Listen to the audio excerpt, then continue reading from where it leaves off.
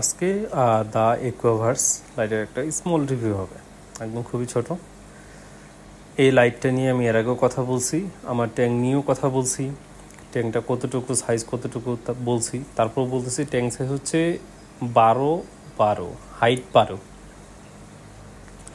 ডফিনের hop filter use করতেছি, আর DIY diffuser আমার নিজের বানানো ইউজ করতেছি। লাইট তো তুয়া ভাইয়ের, দ্য একুয়াভার্স ওনার পেজের নাম। লাইটটার ডিটেলস আমি প্রথমেই আপনাদেরকে লিখে টাইপ করে দিছিলাম আর কি। তো এটা মাঝে কিছু এলগি প্রবলেম ছিল, সেটা আমি আমার এর আগের ভিডিওগুলোতে বলছি। তো ওই এলগি প্রবলেমটা যেহেতু সলভ হয়ে গেছে, চিন্তা করলাম যে লাইটটার আউটপুট বা রেজাল্টটা কীরকম এটা আপনাদের সাথে শেয়ার করি।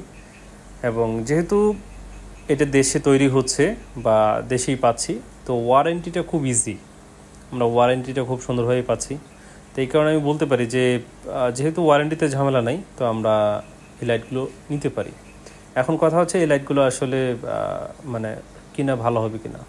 ভাই অবশ্যই ভালো হবে, আপনার ওয়ারেন্টি পাচ্ছেন, লাইটের আউটপুট ভালো আছে, আর রেজাল্ট তো আপনি ভিডিওতে দেখতেই পারতেছেন, অবশ্যই ভালো। বাট এই লাইটগুলো আমি ভাইয়ের থেকে যতগুলো লাইট নিয়েছি, আমি হাইয়েস্ট হাইট 12 ইঞ্চি পর্যন্ত ইউজ করছি, এর বেশি ইউজ করি নাই।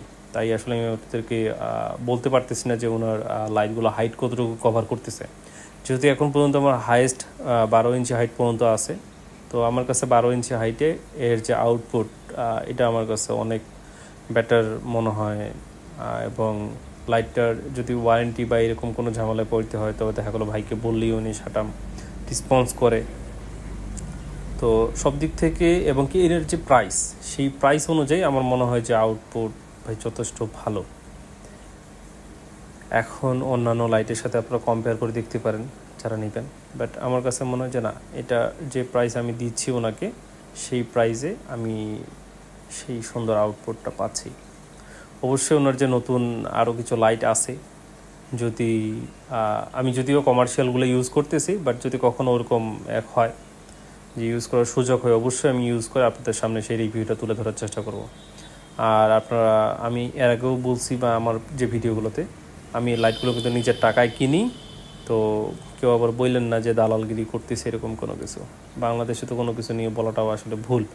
তো আমি আমার টাকা দিয়ে কিনছি, আমি আমার রিভিউ দিছি, বাকিটা আপনারা আমার থেকে বেশি ভালো জানেন।